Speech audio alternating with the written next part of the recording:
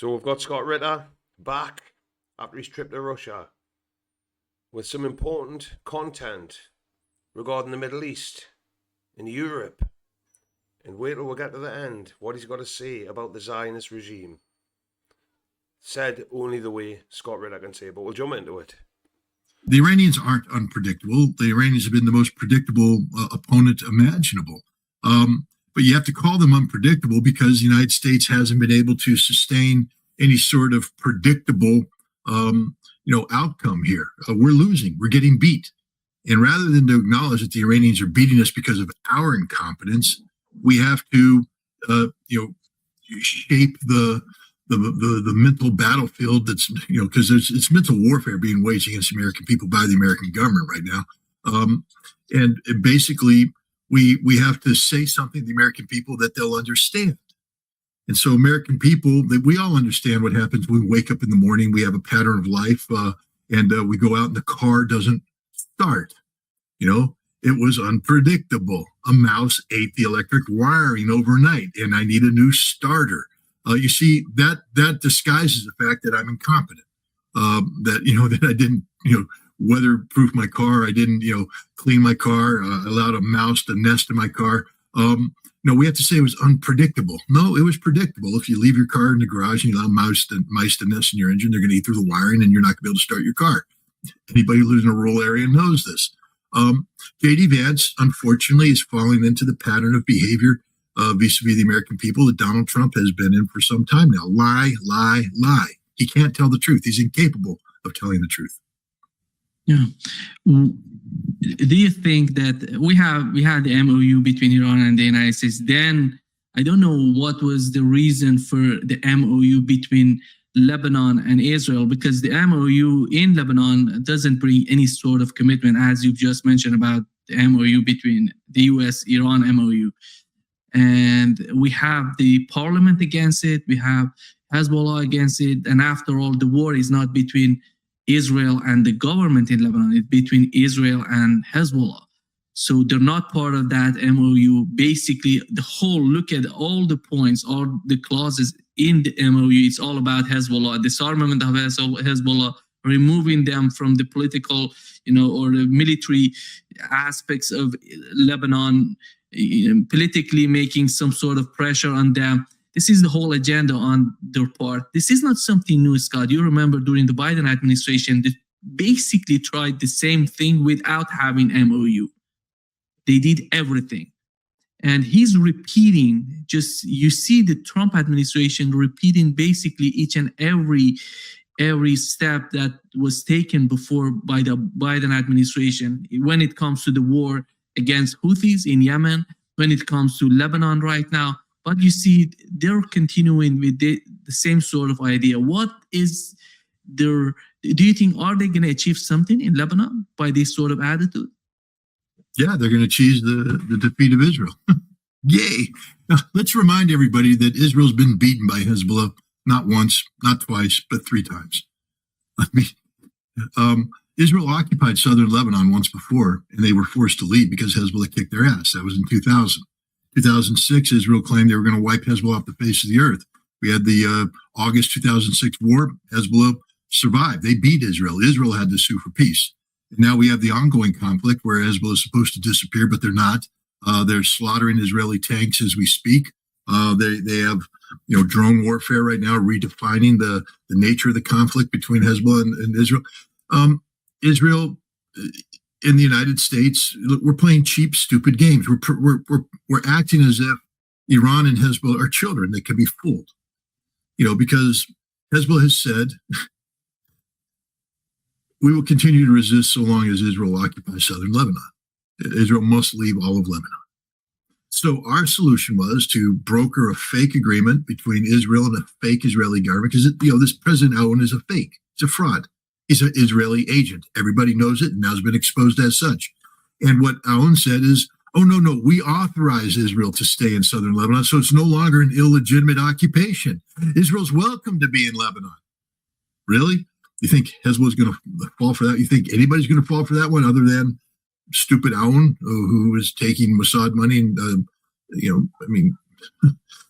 it's just a stupid game. the bottom line is this ends when Israel leaves Lebanon. That's it. It's the only way it ends. And Iran will never stop supporting Hezbollah. And Hezbollah will never lose to Israel. Israel will always lose.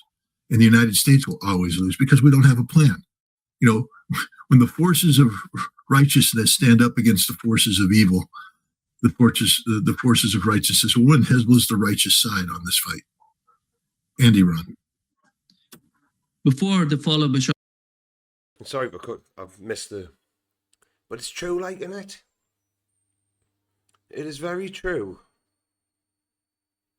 You know, that's why they call them the axis of evil. What? Because they support the oppressed. They stand up to injustice. The West now consider that evil. Honestly, everything we are told by our mainstream media is the polar opposite of the truth. The more you dig and do research, you can't come to any other conclusion. You can't. Sheer incompetence. I mean, I can't explain, you know, the mental calculations that are necessary to lie on this scale. Because normally when you lie, you're trying to achieve something. So the lie is designed to deceive people into believing, you know, something else is happening. Here, the lies are actually leading people straight to that which you should be trying to avoid. I mean, the president shouldn't be trying to, you know, take ownership of a forever war, but that's what's happening here. I'm dumbfounded by what's happening. I think almost everybody who watches the Russians are dumbfounded. You know, have you seen what Sergei Lavrov has been saying recently and what Vladimir Putin's been insinuating? That Donald Trump's insane. He's not Joe Biden dementia ridden. He's just insane. He's mentally unstable. He's an emotional, you know, train wreck. He's unpredictable, which makes him dangerous. It's not that he has lost the capacity to think. It's that he's lost the capacity to think rationally. He's all over the map. The Russians know exactly what they heard from Donald Trump in Anchorage. They know exactly what they heard because they know what they conceded. And now they're taking a look, realizing the United States never had any intention. Newsflash. The United States never had any intention of making the Anchorage agreement stick. Why? They were just recharging their batteries. You know, whether it's refilling the oil tank or recharging your batteries, it means the United States is lying to you. The United States is agreement incapable. This is a lesson for the entire world. Hey, NATO, you're getting ready to get together in Ankara to talk about the future. The United States is going to promise you stuff, and it will never deliver because we're not here to be an agreement-capable nation. We only care about us, and us is defined in this narcissistic madman who's assembled a cult of personality in Washington, D.C. and pretends that it's American democracy. I mean, I'm frustrated. So, yeah, you probably picked up on that. We're all frustrated, Scott. We're all frustrated. It's becoming clear there are no goals. There's no strategy involved, like forever wars. They will profit. The elites profit from it. So why would they want it to stop?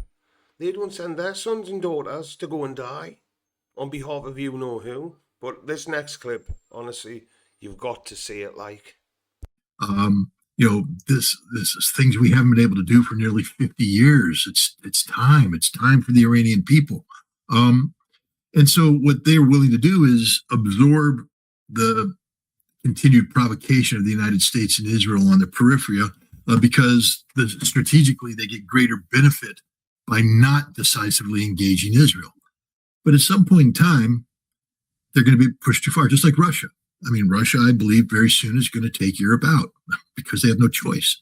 You can't continue to have British-built cruise missiles hit strategic industrial facilities like they just did in Volgograd and walk away scot-free. At some point in time, the factory that produces that must be destroyed, even if it's in Great Britain. And I think it will be destroyed. You know, a lot of Iranians, our good friend, Professor Marandi, you know, had said that, you know, back when the 38, 39-day war started, that Iran will see this through, that it's not going to end until Israel is strategically defeated. Well, sorry, Iran, you allowed it to end. I'm not blaming you. I mean, you know, that you got to do what you got to do. But Israel's still there yapping away. And this only ends when Iran pummels Israel so hard that the Netanyahu regime ceases to exist and is replaced by a regime that's capable of seriously considering genuine conflict resolution. And that only happens when you hurt Israel, fundamentally hurt Israel. And I don't think Iran has to worry about the United States, because we can't just say all Iran has to do is shut down the Strait of Hormuz, get the Houthi to shut down the Bab el-Mandeb Strait, and that's the end of the Middle East oil. That's the end of the United States. The Gulf Arab states will be begging for an end to this conflict, and then they just keep pounding Israel, and you never stop pounding Israel. Never stop pounding Israel. Never stop pounding Israel. Never stop pounding Israel until you achieve what you want to achieve, which is the end of the Netanyahu regime. Iran should say that straight up. I'm tired of hearing the Israelis threatening the supreme leader. I want the Iranians to start threatening Benjamin Netanyahu. You're a dead man, Bibi. You're a dead man walking. We're going to kill you. We're going to kill you and anybody who replaces you. The prime ministership of Israel is null and void. Anybody occupying that is automatically marked to death for death until we get a genuine peace treaty. Until that time, you are considered to be a satanic entity. I'd love to hear the Iranians not only say that, but then act on it. I keep hearing about all these Iranian missiles. Let's see them. Let's see the never-ending supply of missiles pour into Israel day after day after day after day, never stopping until Bibi's dead and people who tried to replace him are dead. Naftali Bennett, come on, step into prime ministership, die. If Iran doesn't do this, then Israel's just going to keep playing this game. They're just going to keep playing this game. And maybe it's a game the Iranians are willing to accept at this point in time, because they view the overall risk gain, the cost benefit analysis, saying we're gaining more by not doing this right now.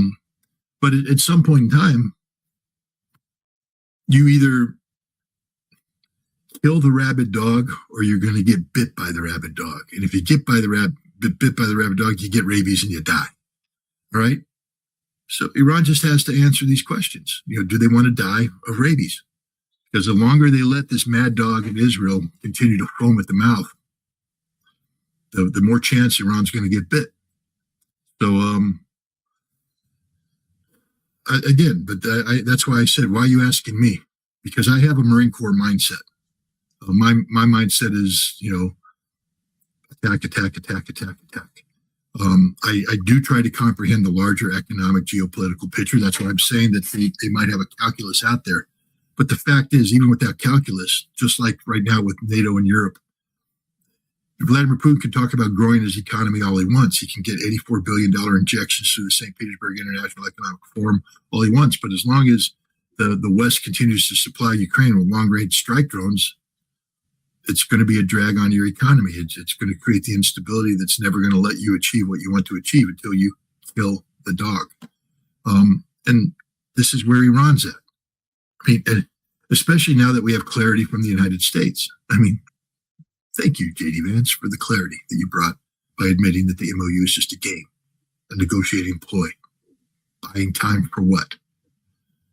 The United States is not buying time so that Iran gets stronger and that the Islamic Republic survives.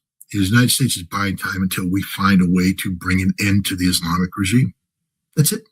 And until the Iranians recognize that, you're playing the game that they're going to win, because their game is delay until they kill you. Understand that means that they'll go on forever if you don't kill them. And eventually they're going to get the lucky shot in and kill you. So shoot the dog.